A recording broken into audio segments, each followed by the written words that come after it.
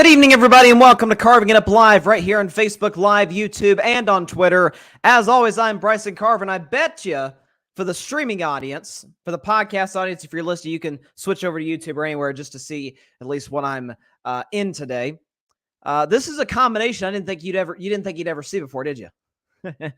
A Cowboys jersey with a cheese head. Now, thank God Almighty, this is the last day in the history of Carving Up I ever got to wear this garbage on my head ever again. Okay? So, my stupid butt bet my sister, for those of you that are new, welcome. My stupid behind bet my sister that the Packers would lose to the Dallas Cowboys on Sunday. They did not. Just for the record, also for those of you that are new, I'm not a Cowboys fan. I'm a Dak Prescott fan. I made that very clear. Anyways, but it's the last. I bet that if the Packers won the game, that I have to wear this on my head for all three shows. This is the last of these three shows. Thank goodness. Okay, I can't take this anymore. First of all, and I was paying real attention to that game last night to the fans at Lambeau Field that were wearing cheese heads. I guess they really do have flat heads in Wisconsin. I don't know what it is. I don't know what's in the genetics of I don't get it. The anatomy of the human skull of people born in Wisconsin. I don't understand it, but apparently it fits their head pretty well. Mine, I mean, it's shallow. It's crazy shallow. So if you see me readjusting it, like I said, you know why? Because it's so freaking uncomfortable. You have no idea. Not just uncomfortable to look at, or have to look you guys in the eye and have to see it, but also just for it to stay on my head. Then again, my head may be the problem. That's totally out there. But we do have a packed show for you guys today. Another Russell Wilson story coming out of Denver. We got another one, folks. And this one's one of the worst ones. I'll discuss that. And of course, Week 11 is upon us. We are coming up on the Sunday before Thanksgiving. It is at this point in the year where we know the haves and we know the have-nots. Who's good and who's not.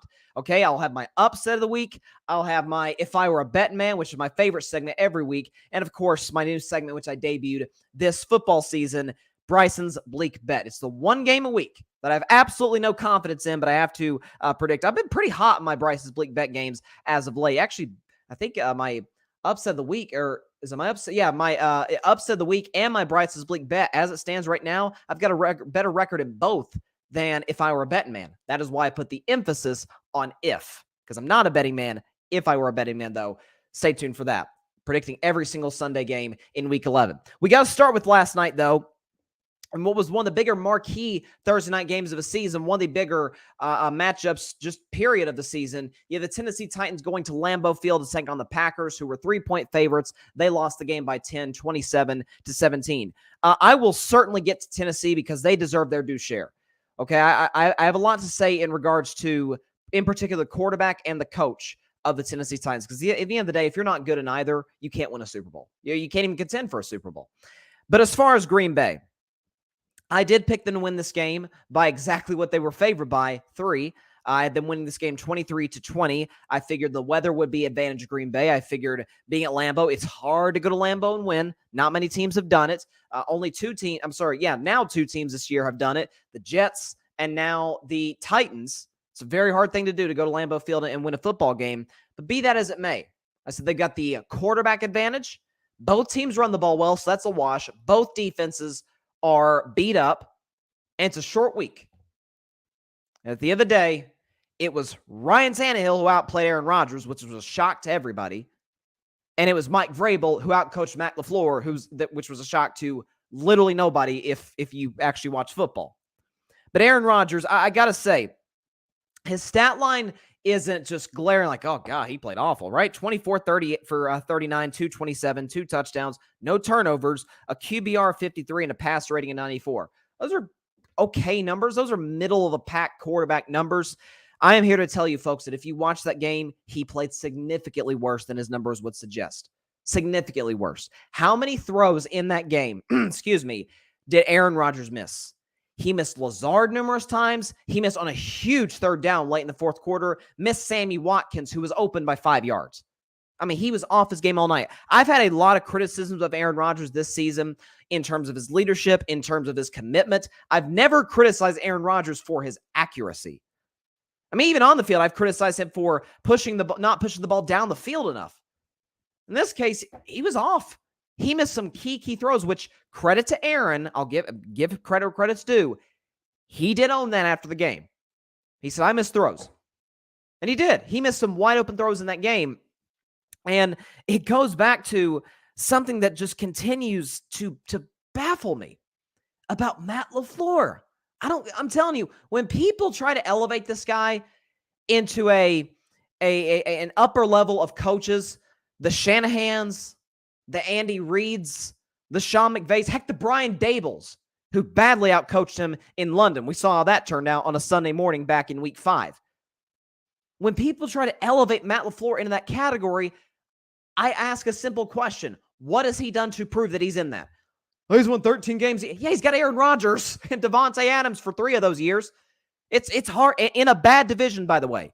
Okay, Minnesota couldn't get their act together in terms of not being able to build a consistent defense. Kirk Cousins didn't, and the relationship with him and Mike Zimmer wasn't great. Injuries to Dalvin Cook. There was a lot of problems in Minnesota. Detroit was bad and is still bad. Chicago just now seems like they found their quarterback in that stretch that Matt LaFleur became the head coach.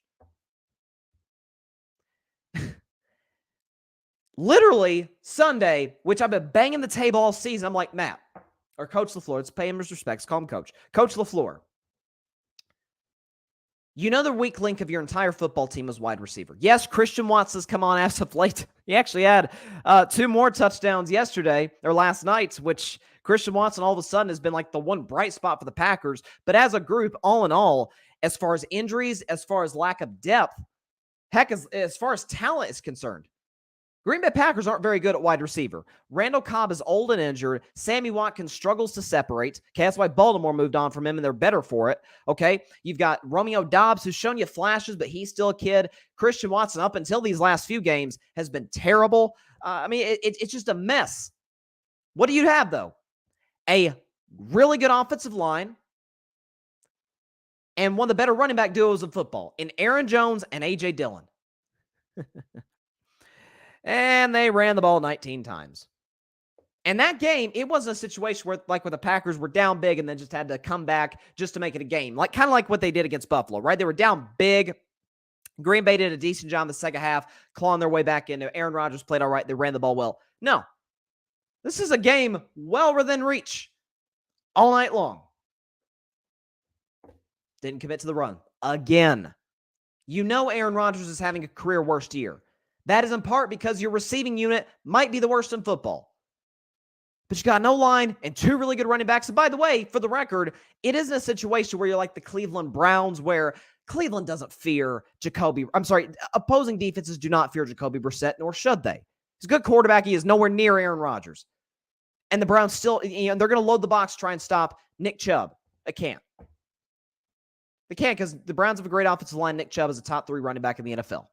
That's what it ultimately comes down to.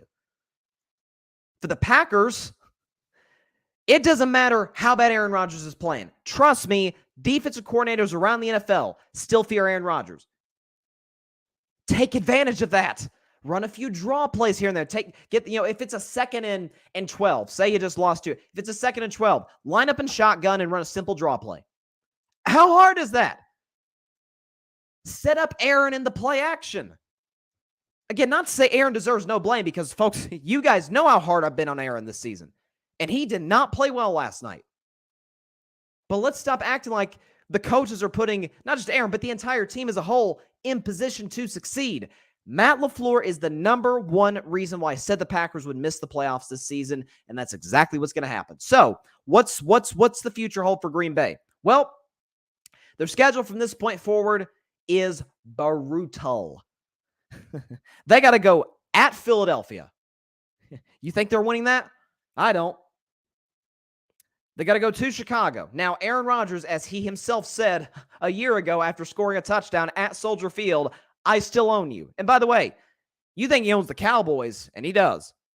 Look at his record and his numbers against the Chicago Bears. It's mind-blowing. So he still owns the Bears. They should win that game. Then they got home against the Rams. I don't know. Could the Rams get healthy by that point? Then they got road on Christmas Day against the Miami Dolphins. They're definitely not winning that game. Home against Minnesota New Year's Day. They're definitely not winning that game. And then they got a home against the Detroit Lions. By that point, they will be out of playoff contention. So I say right now, if you're Green Bay, what is the solution? First of all, you move on from Matt LaFleur after the end of a season. You move on. What has he shown you that he could take you to the promised land as a head coach? He's shown you nothing. Heck, Mike McCarthy at least got a ring and put you in position numerous times, along with Aaron Rodgers, of course, to win championships. And that's the standard in Green Bay. The trophy is, after all, named after their legendary Hall of Fame head coach. That's the standard. Heck, they call it Title Town. So you move on from Matt LaFleur at the end of the season. It doesn't work. Next week against Philadelphia, you play Aaron Rodgers because maybe hope against hope, you win that game and you're still in playoff contention. I don't think you will. So after Philadelphia, you start Jordan Love.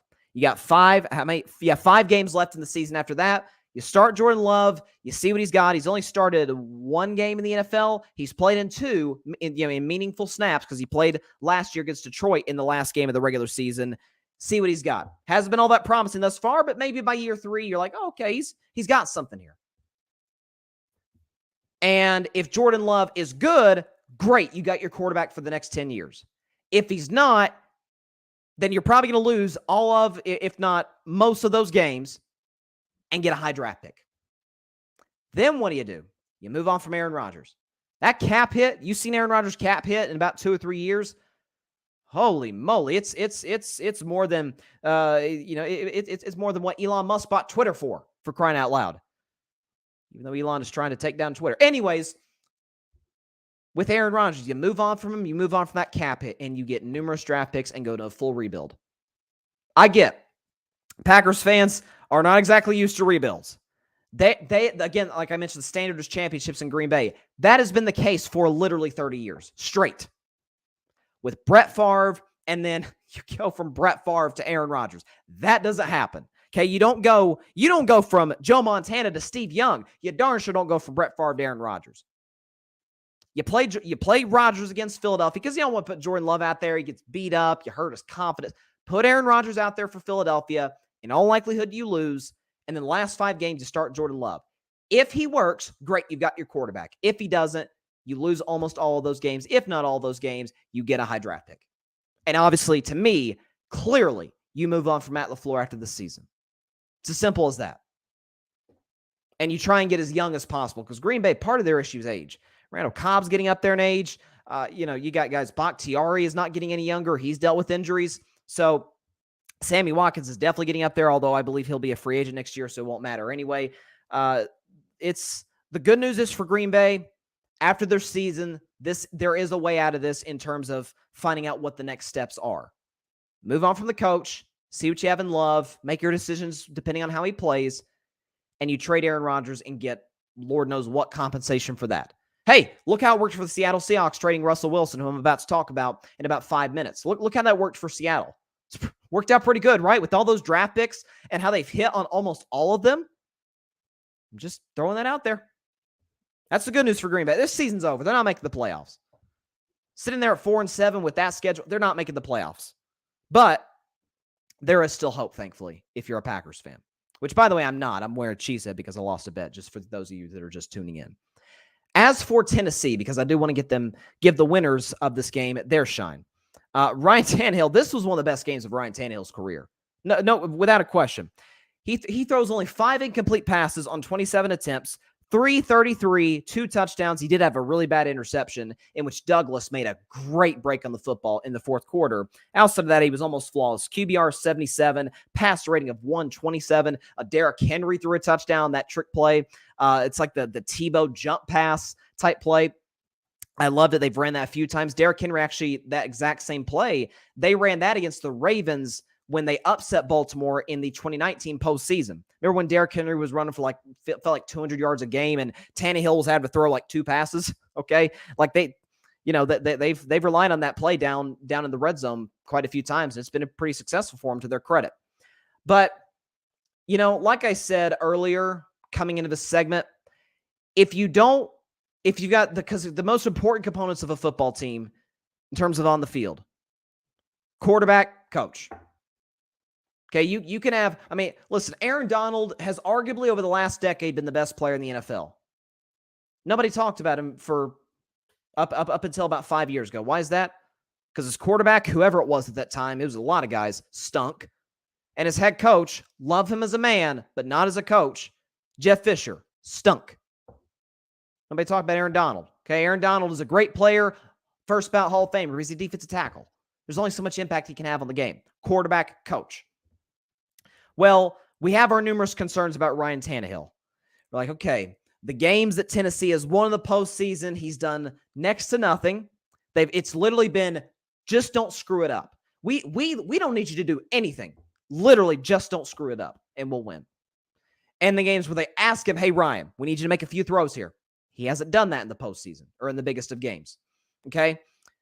And as for Mike Vrabel, we're like, crap, since he's been in Tennessee, he's been outstanding, right? He goes 9-7 his first year, although they missed the playoffs in part due to a late season injury to Marcus Mariota. Year 2, they get to the AFC Championship game. Year 3, they won the division. Year 4, they had the number 1 seed. So Tennessee, shame on me for not picking these guys to win the division. That's a well-run organization, great ownership, great GM, phenomenal, in my opinion, phenomenal head coach. Look how Vrabel's changed the culture. Look at, you know a coach is good when not just he's out scheming the opposition, whoever the other coach is on the other sideline, but his players love him. You see him dapping up Derrick Henry on the sideline, and he's celebrating with the guy. They love him. Okay, reason, and you say, well, what about Dan Campbell? Detroit's players love him. They do love him.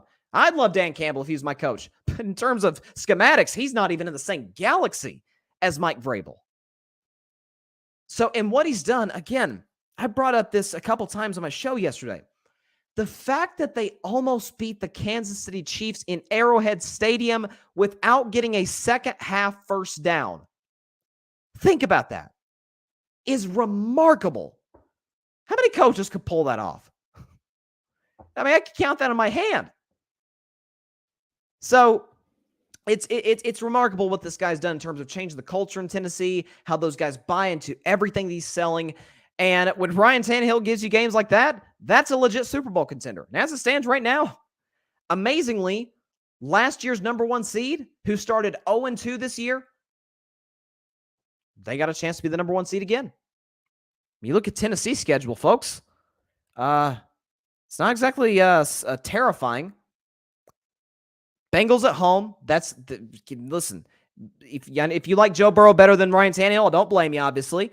But head coach matchup favors Tennessee. And there's a lot to be said about a team that loses in heartbreaking fashion in the postseason and plays them again the following season. Okay, that's a revenge game for Tennessee. They will be ready to go. By the way, they'll be extra rested and have 3 extra days to game plan for Cincinnati. Okay, I'm a favorite Tennessee. They got to go to Philly. That's a tough one. Coin flip, though.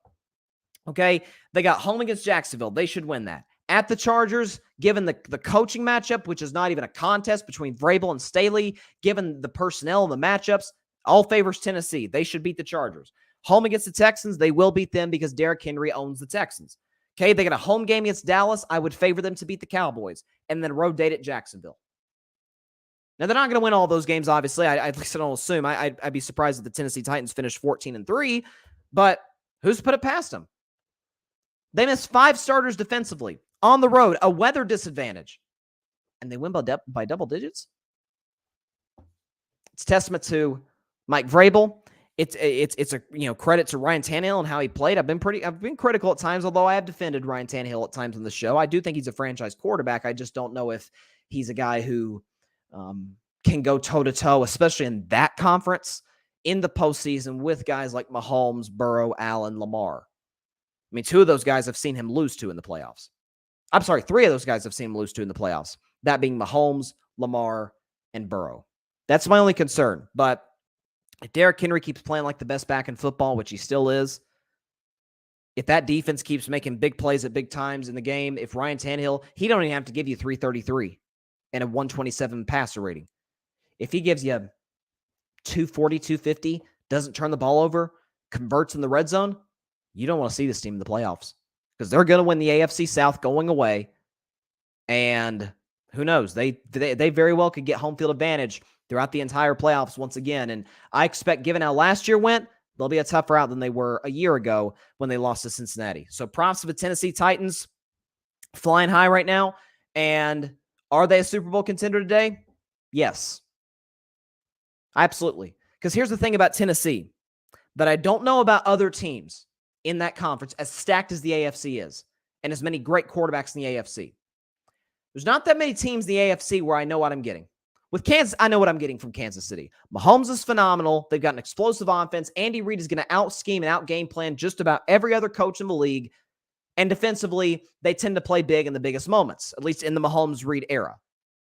Okay? Baltimore. I know what Lamar's giving me. I know he's going to be effective through the air, through the ground. John Harbaugh's won a Super Bowl as a head coach. Everywhere else, I know what I'm getting from Joe Burrow in Cincinnati. I don't know what the heck I'm getting from Zach Taylor, the head coach. Everybody loves Buffalo. I don't know if Buffalo's going to...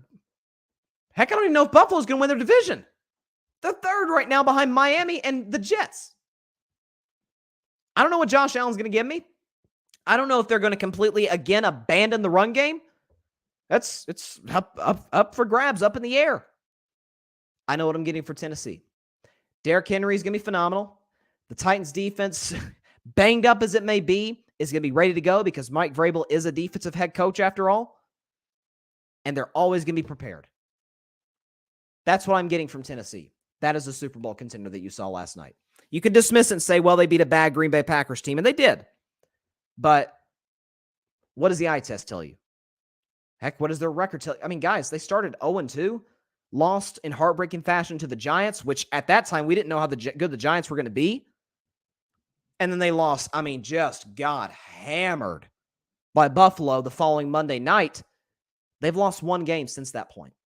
Since late November, the Tennessee Titans have lost a single football game. And in that game, Mahomes had to throw 68 passes. Malik Willis was the quarterback, not Ryan Tannehill. And they didn't get a second half first down. The game still went to overtime. What if they what if they put together just one drive and win that game? Tennessee's sitting here at 8-2. That's a Super Bowl contender without a question. Props to the Titans. Let's move on to a team that I will never forgive myself for picking them to not go to the Super Bowl, but to win the Super Bowl. I got to get a drink for this one because a sip of Gatorade because this one, I'll never forgive myself for this. Denver Broncos. Let's ride. By the way, before I get to Denver, if you want to know how, I know these Packers fans have been all over me this week. It's been it's actually broke my heart a little bit, and it's just been terrible. If you want to know, Packer fans, how your quarterback is feeling right now, take a listen to what Aaron Rodgers said after the game. Where do you go from here, Aaron? Home. Yeah, that's where Aaron and the Packers are going to be. Heck, that might be where Aaron's going to be. He's going to be home for the holidays because after Philadelphia, I'm not sure Aaron plays another game as a Green Bay Packer. Let me be totally real with y'all. Where does he go? I'm going to save that for the offseason. That's an off-season topic. I want to stay in the season. We're near Thanksgiving. This is my favorite time of year, not just in terms of the holiday season and everything, but in terms of football, this is where it's at. The playoff chase in the NFL is just amazing, especially with the extra week now, with week 18 added, the second year of us having a week 18. Oh, it's beautiful. But let's talk about the Broncos, and it's amazing that the situation there just progressively gets worse year in and year out. It's incredible. So this was from Tyler Columbus, who's a former NFL offensive lineman, both with the Seahawks and the Broncos, although for clarification, he was never a teammate of Russell Wilson's. But he was on the radio in Denver. He's on a radio station in Denver, 92.5 FM, Altitude Sports Radio Denver, Wednesday. And he said, quote, "Probably over the last 2 or 3 weeks, you've had Russell Wilson and Nathaniel Hackett have their first real marital problems on the philosophy of the offense. There's been some behind-the-scenes conversations about those disagreements and how they should be calling plays." Watch this, guys. "More concerning to me, though, Russell Wilson is losing his mind out there. He's losing his mind. He's at the line of scrimmage using audibles from the Seahawks. The guys don't know what the audibles are. He's using code words, and guys don't know what the code words are. They're coming back to the huddle like, dude, what are you saying out there? We don't know what that is. He's losing his mind right now.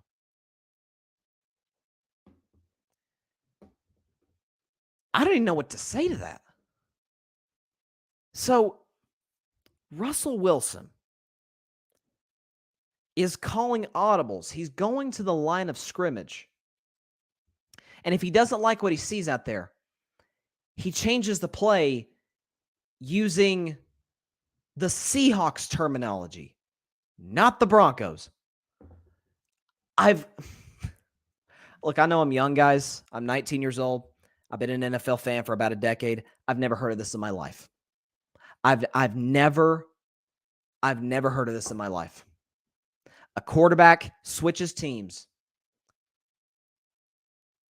and he uses the terminology of his previous destination at his new destination. I mean, it's unbelievable. It's Russell Wilson. I'm not even kidding right now, folks. I'm not even kidding when I say this. It's starting to become the corny version, the corny NFL version of Kyrie Irving. Except he, and a nice guy too. Russell's a much better guy than Kyrie. But that's what he's becoming. What do I mean by that? It's something every week with this guy. Marshawn Lynch. Marshawn Lynch don't diss nobody. Matter of fact, in this said diss at Russell Wilson, in the same interview, he actually said to Richard Sherman on Richard Sherman's podcast about a month and a half ago, he said, man, if Russell needs anything, man, I'm here. Like, I'm always going to be here for my brother. Like, we won a Super Bowl together. We went to another Super Bowl together. I'm always here for my brother, Russell Wilson. That's what Marshawn said. Marshawn don't diss anybody. And he revealed, and Richard Sherman added, he's like, yeah, that's true. He did. Russell Wilson, in order to contact him in Seattle, and I can't imagine this isn't the case in Denver now that he has more power in Denver. If you want to contact Russell Wilson, you cannot text him. You cannot call him. You got to do that to his agent. I don't know who Russell's agent is or what agency he's from. You got to call Russell's agent. You can't just, hey, bro, what's up? Can't call Russell. He also, according to a report in Denver, has his own office. Now that I've never heard of. Tom Brady, in 20 years and 6 Super Bowls, never in an office in New England. Aaron Rodgers, all the power he has in Green Bay. He has just as many Super Bowls as Russ. Unlike Russ, he has a Super Bowl MVP. He ain't got an office in Green Bay.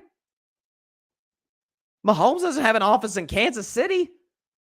Breeze never had an office in New Orleans. What is this?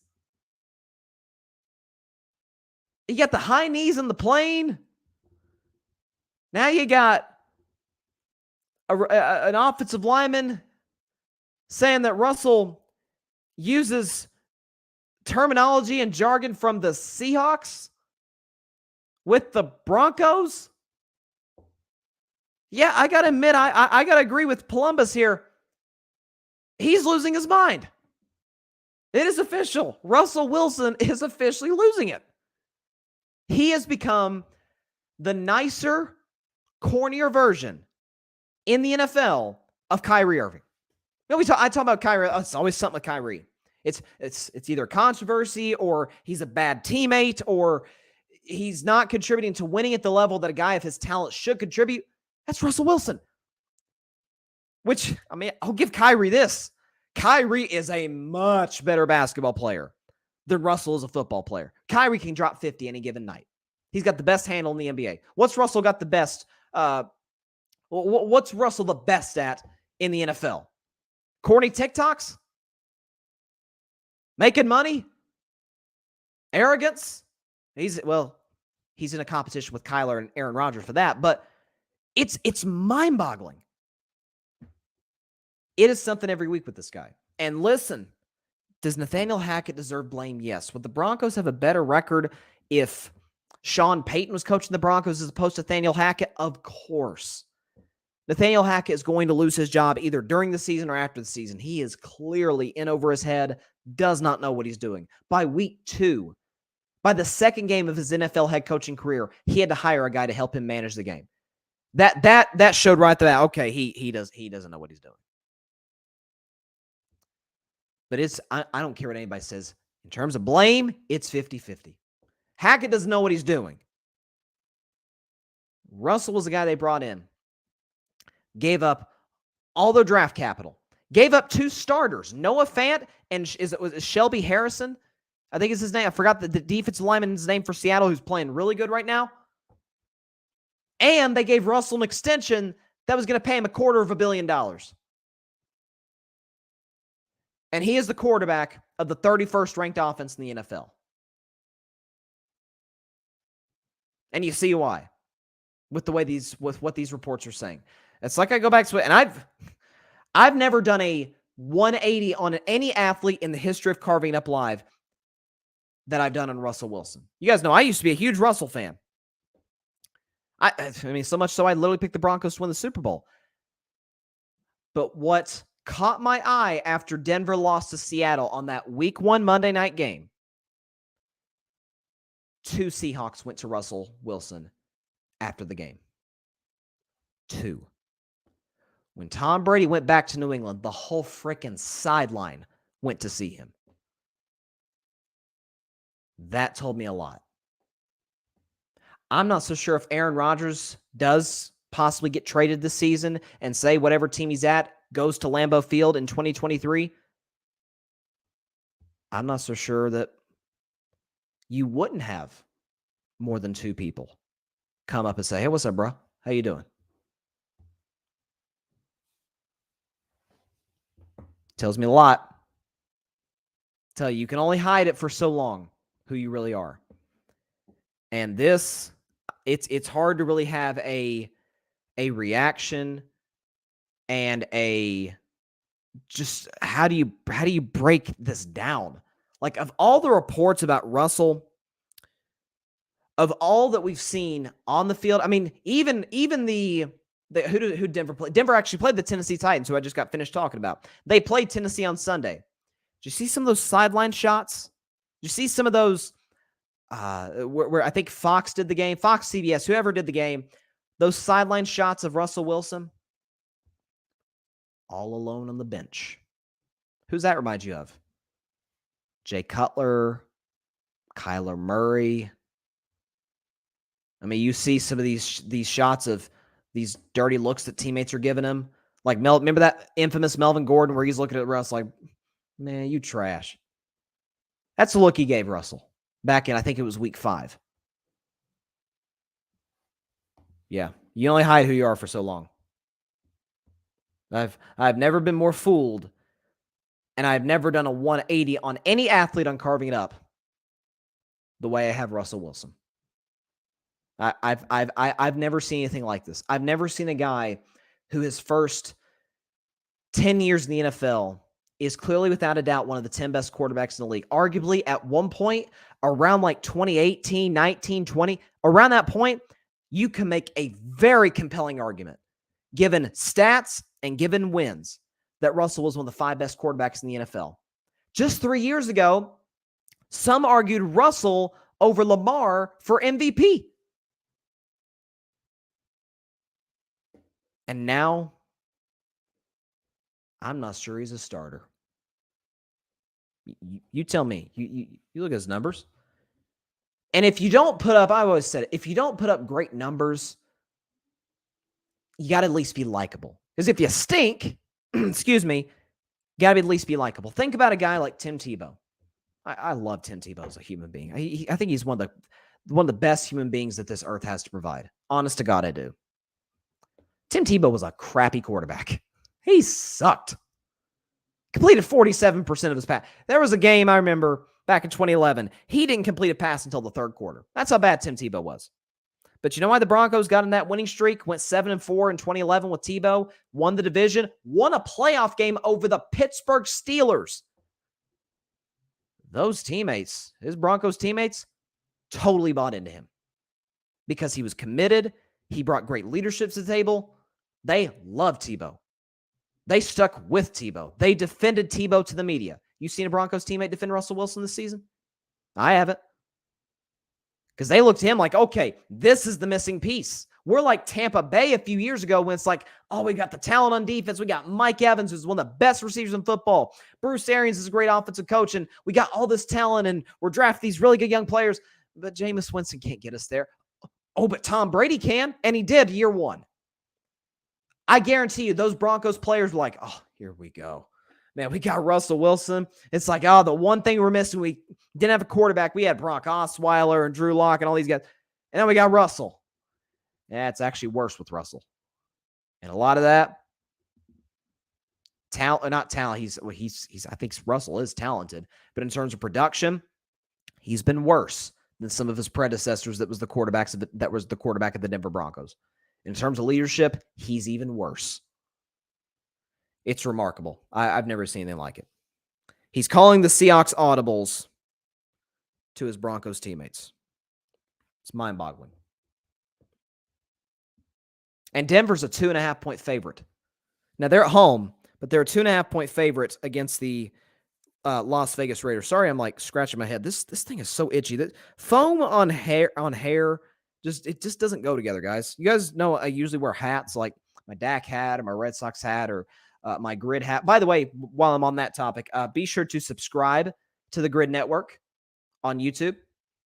It's where my show is, where the shows are from other creators like Barry and Alfred and Ryan and Patrick. All those incredible guys, great creators, great podcast. Check that stuff out. Check out the Grid Network on Apple, Spotify, iHeartRadio, etc. Anywhere you listen to your podcast, that's where you can listen to my podcast as well as those of the other creators that I mentioned. Please go check it out, and please go subscribe to the Grid Network. But all that circling back, I usually wear a hat on the show because sometimes my hair can be kind of difficult. Man, I'd love to be wearing one today, but I can't, unfortunately. Last day of this lost bet, and I'm finally done. I hope you, if Chloe, if you're listening, I hope that you understand the pain that you've inflicted upon me and the sheer humiliation and sheer embarrassment that you have put on me. It's so unbecoming of you. You're too good of a person to do this to me. But I got to take it, and I got one last segment to do before I can finally take this thing off once and for all. And it is the favorite segment I do every week. My NFL predictions for Sunday. And folks, I have never, outside of week one, the excitement of week one, it's like Christmas Day. It's like, oh, finally, after 7 months, the NFL's back. But outside, there's no excitement that compares to week one. Outside of week one, nothing compares to this.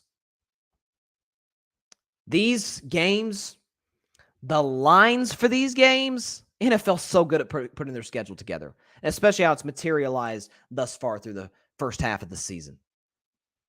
Oh, these games are so good. I'm telling you, my upset of the week, I have never went out on a limb more on an upset of the week, certainly this season, maybe ever on this show, than I am now. You're going to have to stay tuned for it. I got a big underdog winning a game this week. And, of course, I will have my favorite segment of all time. Bettin Man. For a Bettin Man, and then I'll have Bryce's Bleak Bet as well. So, I need to pull up the background music. Hang on, guys. Hang in tight, because I got to have the background music to enhance the experience. Okay, I think I've got it pulled up right here. Okay. All right, so cue the background music. Here we go. Week 11 in the NFL. Before I even predict any games, let me show you how Week 10 went for me. Week 10, so I went 8-6, a little bit of a downer from my 9-4 record at the previous week in Week 9. Overall, my record, if you include last night's game, which I unfortunately picked the Packers to win, I sit there at 91-58-1, which is a .607 winning percentage thus far through the season. So trying to improve on that, trying to get better, and I feel so confident about my picks this week. So let's start with one of the tougher games to predict. The Chicago Bears going on the road to take on the Atlanta Falcons. They are basically saying this is a pick 'em because Atlanta's at home and they are a field goal favorite. Now, Atlanta's been reeling a little bit, okay, because they got to 3-3, playing pretty good football. Okay, they're trying to keep pace with Tampa Bay for first place in that NFC South, but they're really kind of slipping as of late. Since that 3-3 start, they've been 1-3 in their last 4 games. They have not played good football on either side. They had a game like against the Chargers that they should have won. The defense got the turnover, and then on the same play, the defense fumbled the ball away, and the Chargers won the game on a walk-off field goal. So some very winnable games that Atlanta should have won, but that's kind of the Atlanta Falcons way, reminiscent of Super Bowl 51. But they host Chicago, who, despite the remarkable play of Justin Fields, he's been over the last 5 weeks. I'm not talking about this season. I'm not talking about in comparison to everybody else. Last 5 weeks, he's been one of the top 5 quarterbacks in the NFL in terms of what he's done with his arm and especially what he's done with his legs. This Chicago Bears offense, running the football, they've been absolutely outstanding in their last 4 matchups. Against the New England Patriots, the Chicago Bears rushed for 243 yards. Against the Dallas Cowboys, the Chicago Bears rushed for 240 yards. Against the Miami Dolphins, the Chicago Bears ran for 250 yards. Last week against the Detroit Lions, the Chicago Bears ran for 258 yards. Unfortunately for Chicago, they're 1-3 in these matchups. And so you've got a road date with Atlanta. And it's desperation time for Atlanta. Chicago knows they're not in the playoffs. Chicago's not making the playoffs. The rest of the season is about the continued development of Justin Fields, which thus far has gone great this season. Continue to develop him, put the weapons around him, like what they did the trade deadline with Chase Claypool. Not saying by any stretch of the imagination that they're tanking, because they're not. But this game means a whole lot more for Atlanta. They have the playmakers to get it done. Chicago's defense has gotten absolutely torched over the last 3 games by the likes of Dallas, Miami, and Detroit. I think that will continue. Give me the Atlanta Falcons to beat the Chicago Bears by a final score of 27-23 to win this game. They go to 5-6. Chicago falls to 3-8. Completely out of the playoff picture. Atlanta at least has a pulse, and they keep afloat in that NFC wild card race, although they will not catch Tampa Bay for the division. I think we all agree on that. Even Falcons fans get with me on that. It is now time for the much anticipated upset of the week. Give me the Cleveland Browns to beat the Buffalo Bills in Detroit. Not in Buffalo because the snowstorms are crazy, but in Detroit, 28-23. Bills are an 8-point favorite. Don't just take the Bills +8. Take the Browns to win outright, and here is why. Let me tell you something about the Buffalo Bills, and let me tell you something about one man in particular. His name is Josh Allen. He is one of the great talents that we've seen in this league at the quarterback position. But there's a harsh reality that we have to face over the last 2 weeks. The Buffalo Bills have lost their last 2 games to the Jets and to the Vikings. Number one reason for that is Josh Allen and his below-average play. Since that game against the Kansas City Chiefs, in which he hurdled a guy, led the game-winning drive, he has not looked the same since. They beat Green Bay 2 weeks later, but second half offensively is kind of clunky. Allen didn't play well. They couldn't run the ball at all. Defensively, they really struggled against the likes of Aaron Jones and A.J. Dillon. Aaron Rodgers did a number on him in the second half. The following week against the Jets, not throwing shade at the Jets because their defense is great, but you get outplayed by Zach Wilson, who we're not even sure is the guy in New York. We know the Jets personnel is great. We're not sure Zach Wilson's the guy, as bad of a decision maker as he is. And he outplays Josh Allen. He leads the game-winning drive for the game-winning field goal, not Josh Allen. And then last week, and I said, it's funny, I'm wearing his jersey today, talking about Dak Prescott. I'm telling you, if Dak Prescott had the lead with 40 seconds to go and fumbled the ball at his own 1-yard line and it got recovered by Minnesota for a touchdown, he'd have heard about it for the rest of his career. The media would have eviscerated him. Josh Allen, I haven't heard about it since Monday. For Buffalo, For them, this feels like a get-right game. This feels like a game where they step in, they say, like, yeah, we got to win this one, right? Like we lost last two, and he kind of overlooked Cleveland a little bit. Don't count out the Cleveland Browns. Let's not forget the fact that, what's his name? Oh my gosh, the Browns head coach. I'm blanking on him right now. Kevin, oh my goodness, what is his name? Dang, I'm forgetting the Browns head coach's name. Kevin Stefanski. I'm so sorry about that. I blanked on Kevin Stefanski. Won the Coach of the Year 2 years ago. Never forget the fact that he got Baker Mayfield to the playoffs. And you're seeing the way Baker's playing the last 2 years, how incredible of a feat that was. Nick Chubb. I don't know if you guys are watching Nick Chubb. He's been, once again, one of the best backs in the NFL. He's third in rushing, and number one in the NFL with 11 rushing touchdowns. Keep in mind about the Buffalo Bills over their last 3 games, and this to me decides it. They have been awful against the run. 208 yards that the Packers had against the Bills. 174 by the New York Jets. And last week, the Minnesota Vikings, 147. 5 yards a carry, 6 yards a carry, kind of varies. But they are running it down Buffalo's throat. This is going to be a game where they're not going to ask Jacoby Brissett to do too much. This is a game where Nick Chubb expected this to be his game of the year. Weather is not a factor. That is, to me, advantage Cleveland. Upset of the week. Biggest one of the year. Browns beat the Bills 28-23. It's also kind of a desperation game for Cleveland, too, because if they lose this, they're 3-7. They got no shot of getting in the playoffs. Browns beat the Bills in the upset of the year, I think.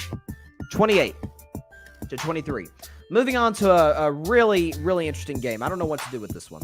You got the Philadelphia Eagles going to Indianapolis to take on the Colts. Eagles are 7-point favorites. I don't know what to do with this game for a few reasons. Number one, Philadelphia obviously coming off their first loss of the season. A little bit of a short week, and they got to go on the road. It's never, I don't care who you're playing, it's never easy to go on the road and win in the National Football League.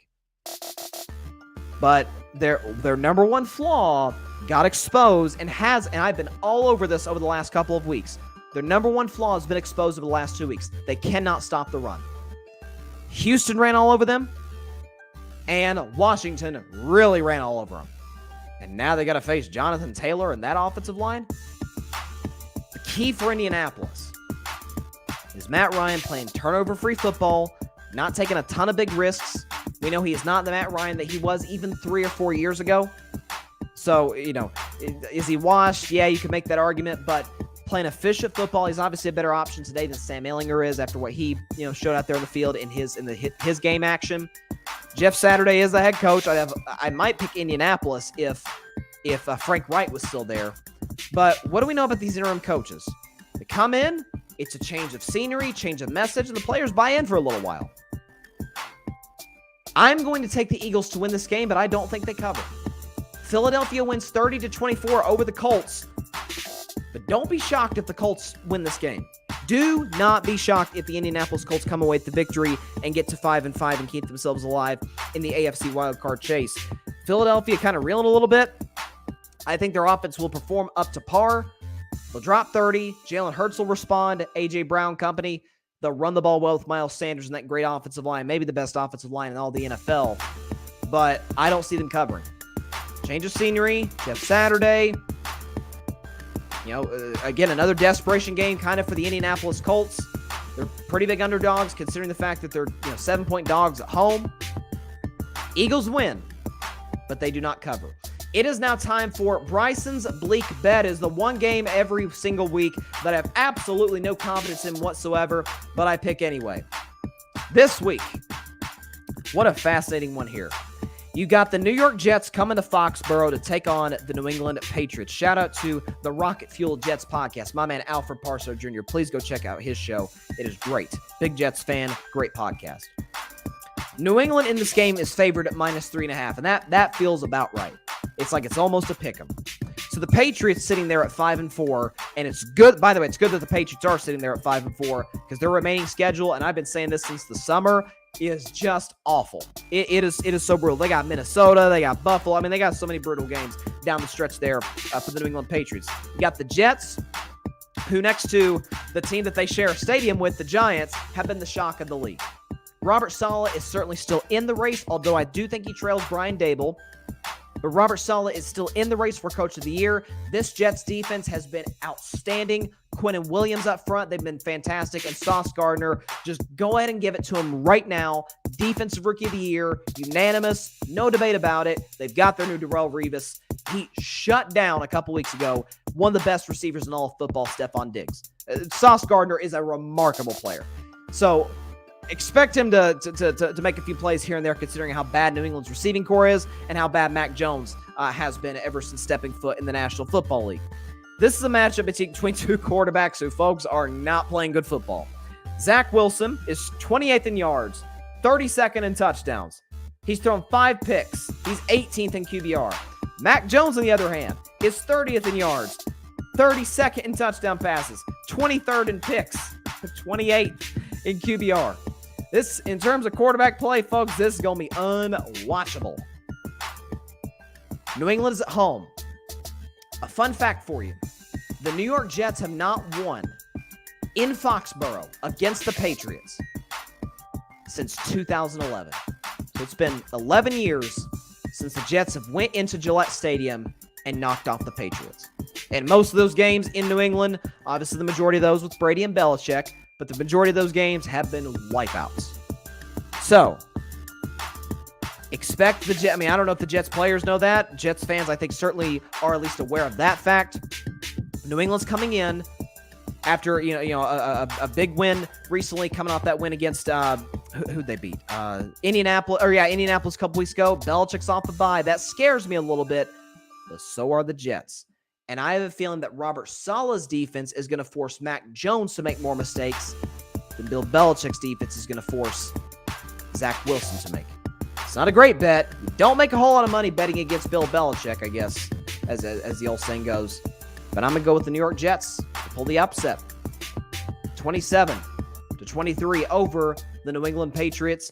I didn't buy into New England at all this season, so I kind of got to stick with that. The Patriots' schedule is brutal. They got Minnesota, they got the Bills twice, they got the Dolphins, the Bengals. It's brutal for the New England Patriots. It's brutal. But in Bryce's Bleak bet, give me the Jets over the Patriots coming off of a bye week. Next game, Los Angeles Rams, New Orleans Saints. It is another, we got a lot of these games this week, folks, another pick'em game. Saints at home, favored by a field goal. Now, both teams have proven to be, especially the Rams, but both teams in general have proven to be pretty massive disappointments.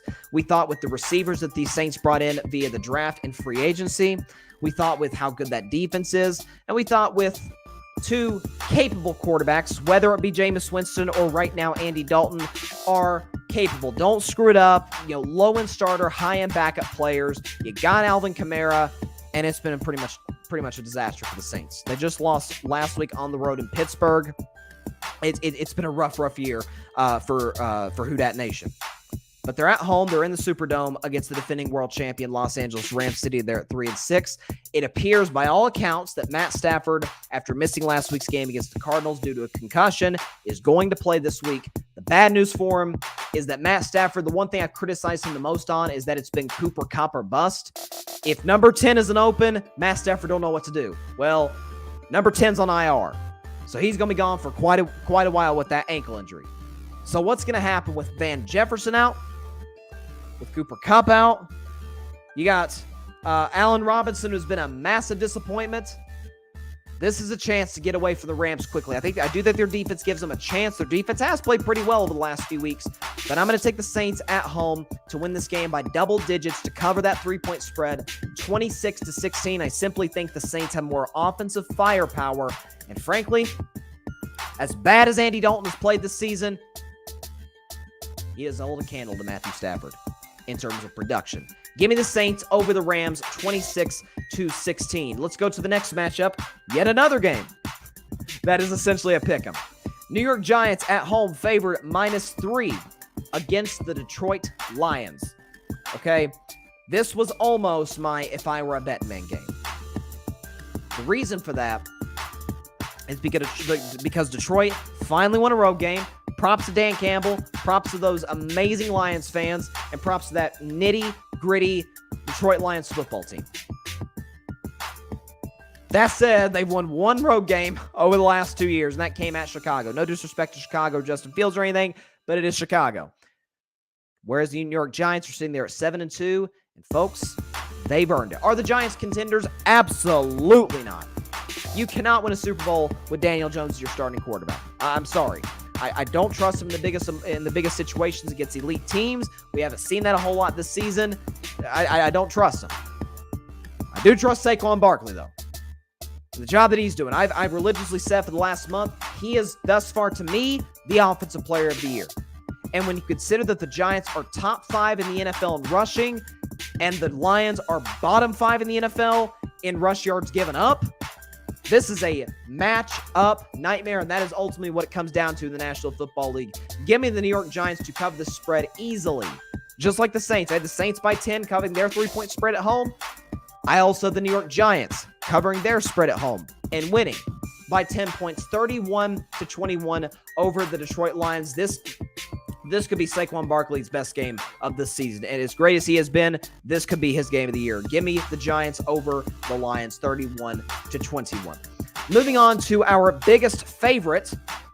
You got the Baltimore Ravens, who are hosting the Carolina Panthers. Ravens are 13-point favorites. I'm sure when I previewed upset of the week, you thought I might go Carolina. No, I had to go with Buffalo.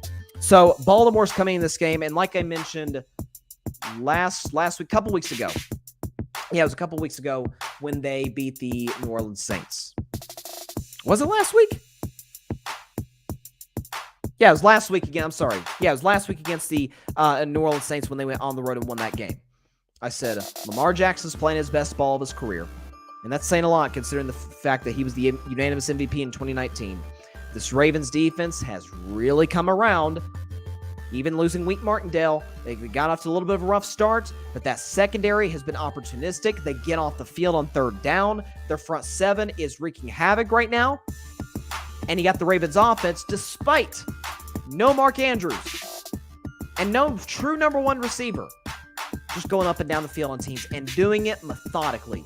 6-7 minute drives. Killing them, death by 1,000 cuts, as the old saying goes. That's how the Ravens are winning football games on the offensive side of the ball. Meanwhile, for Carolina, we know it's kind of a crap show, for lack of a better term. They don't know what the quarterback situation is. You've gone from Baker Mayfield, and then he got hurt, and then it was P.J. Walker, and he played bad. Now they've gone back to Baker Mayfield. They fired the coach. They traded their best player a month ago. It's a tire fire right now in Carolina. I know a lot of people are bringing up the fact that Baker has beaten Lamar in his career. It's kind of hard not to do that in a 4-year span when you're playing Lamar twice a year. Difference is back then, Baker had a good coach in Kevin Stefanski, a really good receiving core, probably the best running game in the league, and a defense led by Myles Garrett. He don't have that now. And Baker himself has played pretty awful football this season in the games that he has played. Just for context, he's 31st in yards, 28th in touchdown passes, and he's 31st in QBR. Baker Mayfield has played horrendous football this season. Expect this to continue. Maybe the Panthers, led by Brian Burns defensively, make a big play on defense, get out to a little bit of an early start in the game, but the Ravens control late. Give me the Baltimore Ravens to cover this 13-point spread, 34-19. Only reason I didn't make it by if I were a Bettin Man game is for the simple fact that, look, 13 points is a lot. I get Carolina's bad. Baltimore's really good. 13 points is a lot, even at home. So Ravens win this game 34-19 over the Carolina Panthers. Moving on to our next matchup, almost made this Bryce's Bleak bet. It's the Washington Commanders going to Houston to take on the one-win Houston Texans. Washington in this game a 3-point favorite, and they are riding a 4-game winning streak behind my man, Taylor Heineke. He's playing excellent. I'm sorry, they've won 4 of their last 5. Excuse me. They've won 4 of their last 5 with Taylor Heineke.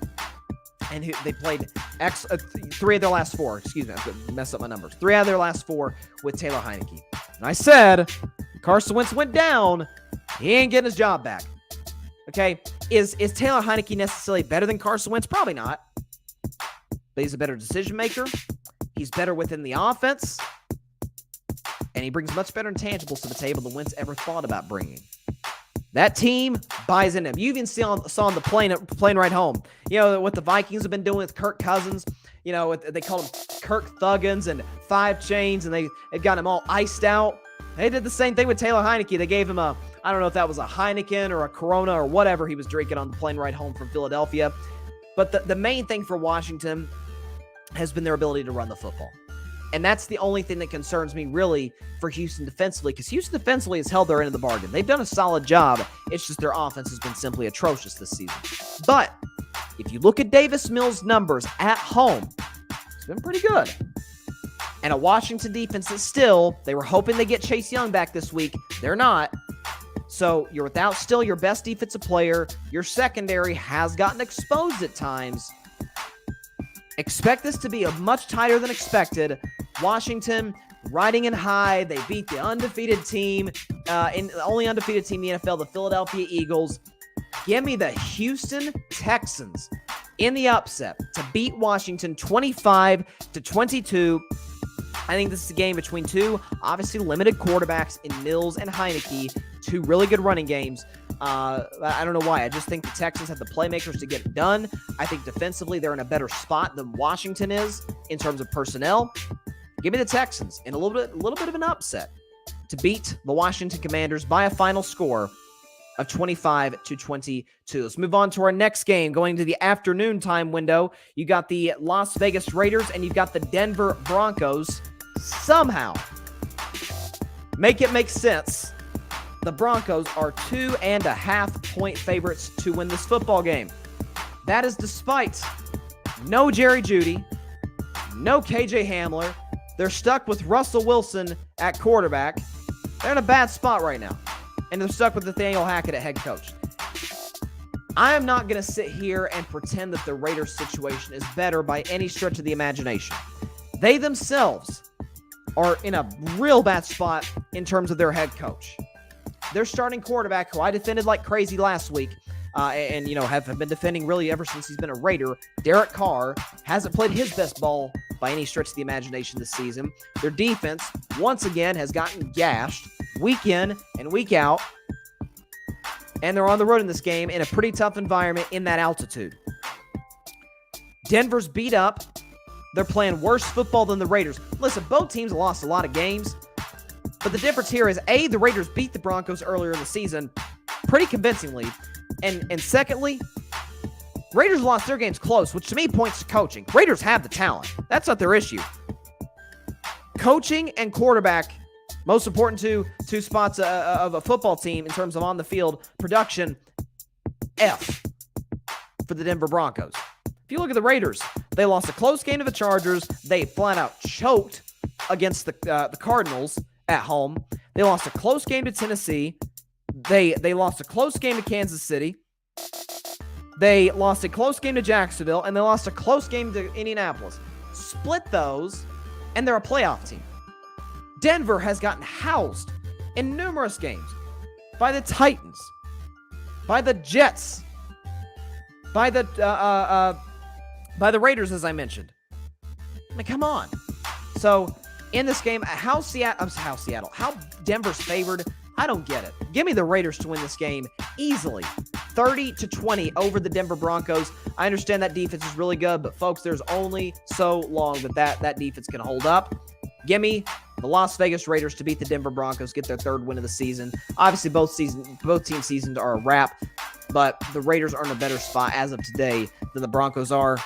They've got the talent. They're just not finishing these games. A lot of that points to coaching. Give me the Raiders over the Broncos, 30-20. It is now time for my favorite segment every single week. Bettin Man. Hey, we're a Bettin Man. I'm looking at a good old classic AFC North showdown between the Cincinnati Bengals and the Pittsburgh Steelers. Cincinnati in this game is a 4-point favorite. I love this spread. Okay? A, Pittsburgh's at home. B, TJ Watt is back. And the games that TJ Watt has played this season, albeit 2 games, Pittsburgh's 2-0. Okay, they won 1 game without TJ Watt. Kenny Pickett is playing, for the most part, mistake-free football. They're not putting him in positions where he could possibly fail. They've been fairly successful at home against Cincinnati this season, and here's a very, very fascinating stat. Listen closely. Under Mike Tomlin, in games that the Steelers are home underdogs in, Pittsburgh covers their spread 84% of the time. Under Mike Tomlin as home underdogs. Getting TJ Watt back, the fact that the line seems to kind of favor the Steelers a little bit, expect this thing to go down. This could be the game of the weekend. It really could. Expect this baby to go down to the very last second. Expect it to come down to a field goal from either kicker. Whether it be Chris Boswell for the Steelers or whether it be Evan McPherson for the Bengals. I still like Cincinnati to win this game. I think they win at 24-23. But if I were a betting man, take the Steelers +4 and run with it. Getting TJ Watt back, expect the Steelers to get out to a little bit of a hot start. No Jamar Chase for Cincinnati. Almost thought about picking the Steelers, as you can tell by my final score. But I'm rolling with Joe Burrow. I'm rolling with the weapons that they still do have. The likes of Tyler Boyd and Joe Mixon, Hayden Hurst, T. Higgins. They still got a ton of playmakers on the offensive side of the ball and a very opportunistic defense led by Von Bell. Give me the Bengals to beat this. To beat the Steelers 24-23. But if I were a betting man, I am all over Steelers +4. Now the game that everybody in America is looking forward to. It's not America's game of the week because it's not on Fox, but it's on CBS. The Dallas Cowboys and the Minnesota Vikings.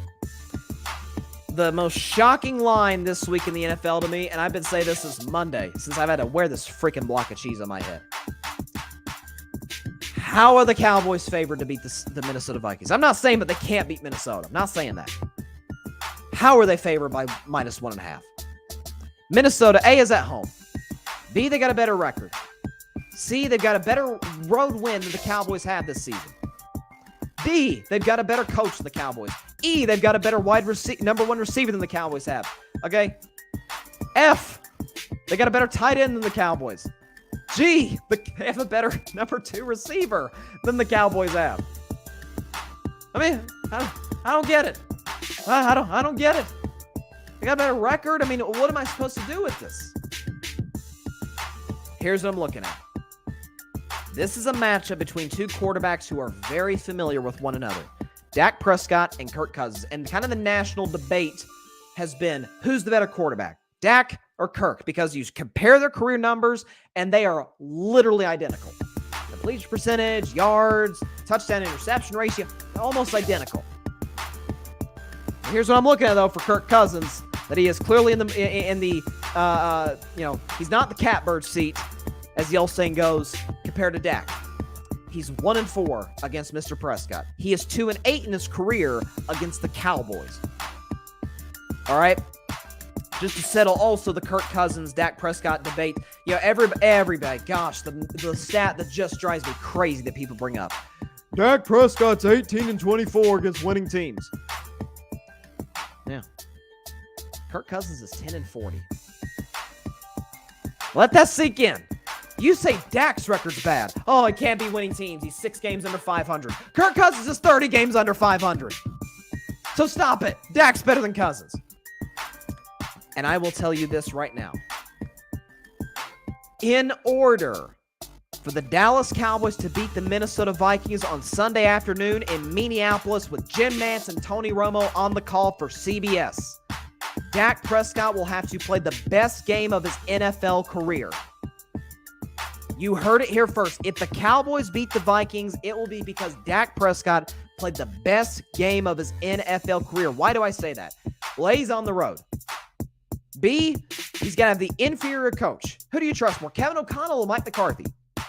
Look, Minnesota was 6-8 last year in one-score games. This year, undefeated. Undefeated in winning in one-score games. That's coaching. That points to Kevin O'Connell. Give me Kevin O'Connell over Mike McCarthy. You want Justin Jefferson or you want CeeDee Lamb? Yeah, I don't know. You tell me. You tell me. I think I'm gonna take Justin Jefferson. You want Adam Thielen or Michael Gallup? I'm gonna go with the guy who's had multiple 1,000-yard seasons. I'm gonna go with Adam Thielen. You want TJ Hawkinson or Dalton Schultz? Look at their numbers. Not even close. I'd probably go with TJ Hawkinson. You want Dalvin Cook or Tony Pollard? Well, I'd take Tony Pollard, but Ezekiel Elliott's back this week, and you know what? You know what comes from the top. Jerry Jones, because he paid Zeke, he's going to tell the coaching staff, because he has been. I mean, we see how it goes in terms of carries. For whatever reason, despite the undeniable production from Tony Pollard, they still roll with Zeke. So as a comment I saw on social media on one of my posts the other day said, and I loved it because it's so true. Hey, Zeke Elliott's back this week. That means he'll go from 6 yards a carry to 3 yards a carry. So I'm definitely taking Dalvin Cook over Zeke. So Dak's got the running back disadvantage. Defensively, now it's kind of a debate there because Dak's got Micah Parsons. He's got Trayvon Diggs. DeMarcus Lawrence is up in the air. Not sure if he's going to play because he didn't practice Wednesday or Thursday with, I think, a foot injury. In terms of opportunistic, in terms of making plays at big times, Minnesota's been better than Dallas. So with all that said, Dak Prescott will have to have the best game of his NFL career. And he will. The Dallas Cowboys are going to win this football game 31-28 over the Minnesota Vikings. Again, how they're 1.5-point favorites makes no sense to me because they're not better than Minnesota. Okay, I've been on this since like August. I said Minnesota was going to win the NFC North easily and they were going to win a playoff game. I did not think the Cowboys would win a playoff game despite getting in as the NFC East champs, which that's still got a chance of happening depending on how Philadelphia plays. Now Dallas plays. Dallas going to beat Minnesota 31-28. A, because Dak owns Kirk Cousins, and B, because Dak kind of put the pressure on himself this week. He said, look, this is a playoff game. We have to win this game. He put the pressure, as all the great players in sports do. He said, he said this is a playoff game. We got to win this one. We need to win this game. Expect Dak Prescott. I'm gonna set the bar right here. Here we go. 350 yards. 3 touchdowns. I'm not going to tell you no turnovers. I'm not sure if CeeDee Lamb's going to be terrified of contact for the 3rd straight game like he was against the Bears and then twice against the Packers, and Dak throws a pick. So I'm not going to say no turnovers. 350, 3 touchdowns, and the game-winning drive. I don't know if he's going to need a field goal. I don't know if he's going to need a touchdown. I don't know if it's going to overtime or if it's going to end in regulation. Dak outduels Kirk Cousins yet again and has the best game of his career. You heard it here first. And I will be saying on Monday, Rain, Dakota, Prescott did it to him again. Dallas beats Minnesota 31-28. Last game of the weekend. I thought about making this if I were a Bettin Man. It's another divisional matchup. Kansas City Chiefs, Los Angeles Chargers. That will be a mini Arrowhead Stadium.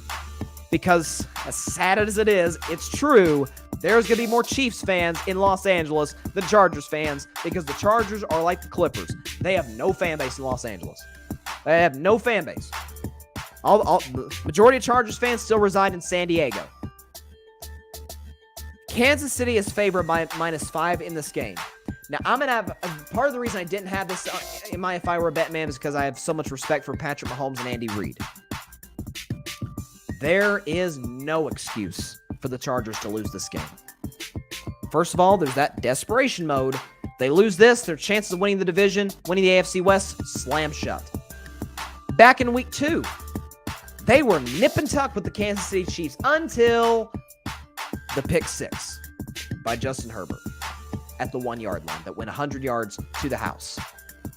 They went toe-to-toe with Kansas City, and they always play Kansas City close. Look at Justin Herbert's numbers in his career against the Chiefs. Okay, look at his numbers. Do I have? Okay, I got him right here. Passer rating of 106. Throws for 293 yards per game. 13 touchdowns, 3 picks. Okay, Justin Herbert, for whatever reason, loves to play the Kansas City Chiefs. Kansas City this week is going to be without Mecole Hardman and without Juju Smith-Schuster. So Patrick Mahomes' top 2 wide receivers gone. Kansas City does not commit to the run. The Chargers always play the Chiefs close. This is a desperation game for the Chargers. No excuse to lose this game. I'm going with LA. 31-27. Give me the Chargers +5, not just to cover, but to win outright over Kansas City. 31-27 and make for some really big drama in that AFC West. Okay, we thought it'd be really even more interesting with the Raiders, the Broncos. Both teams suck. Both teams' season is over. It is going to be a battle between the Chiefs and the Chargers down to the wire. Give me LA to win this game 31-27 over the Kansas City Chiefs on Sunday Night Football. By the way, we've got a really good Monday night game too in Mexico City. And it's a division matchup too. San Francisco 49ers, Arizona Cardinals, which I'll predict on Monday's show. But just a word of advice, not all of them. Take most of the underdogs. How many underdogs have I taken this week? Not necessarily to win, but at least to cover. Okay.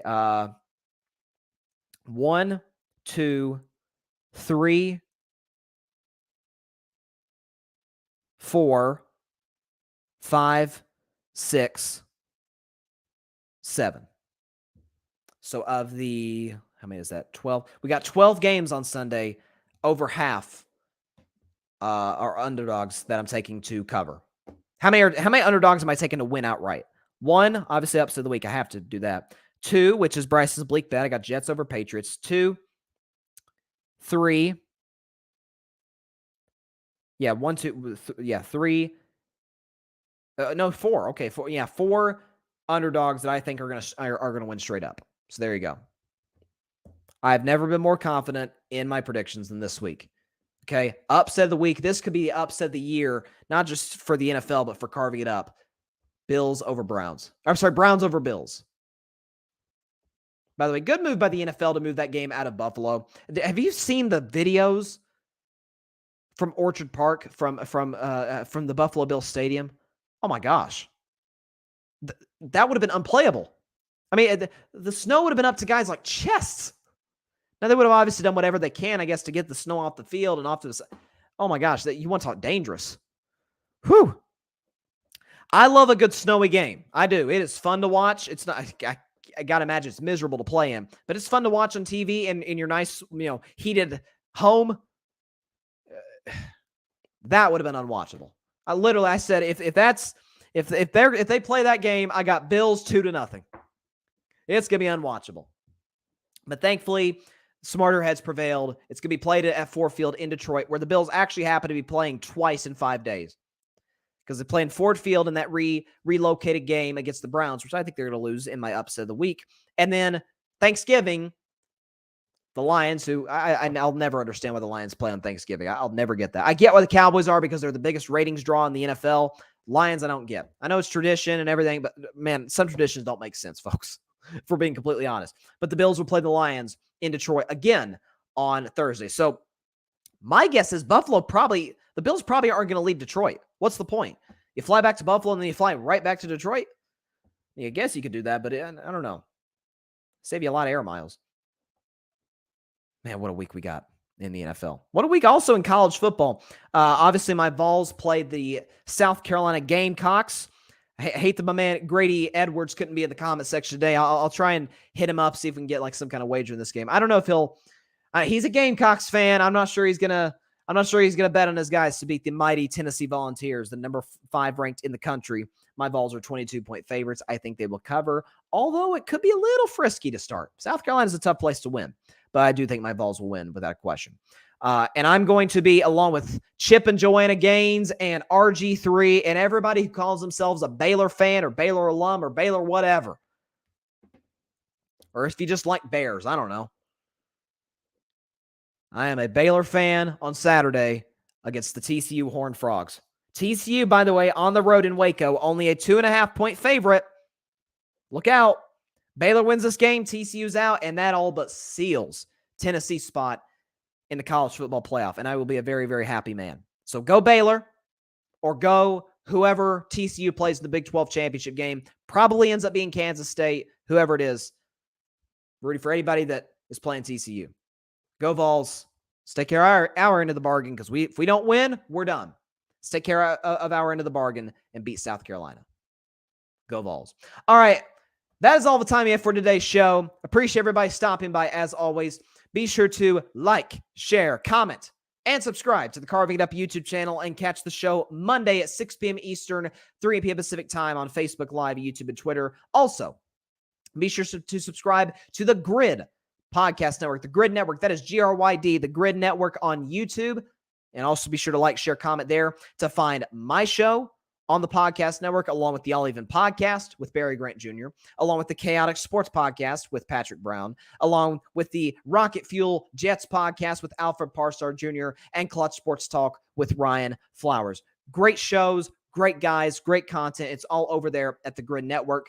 And also be sure to catch it on Apple Podcasts, Spotify, iHeartRadio, Google Podcasts, etc. Wherever you get your podcasts is where you can listen to my show on the Grid Network. So be sure to check it out. Now, finally, before I get out of here, I can finally do this. Take this block of foam dairy off my head. Throw it away. I never have to wear that trash again on my head. Thank God. I will never forgive my sister for inflicting this upon me. I never will. I never will. I never have to wear it again. Thank God. All right. Have a great weekend, everybody. Please stay safe out there. God bless you all. Peace out. Go Vols. Thanks so much for watching the show on YouTube. Be sure to click that big red subscribe button and go check out the other clips and full shows of Carving It Up Live. Have a blessed day.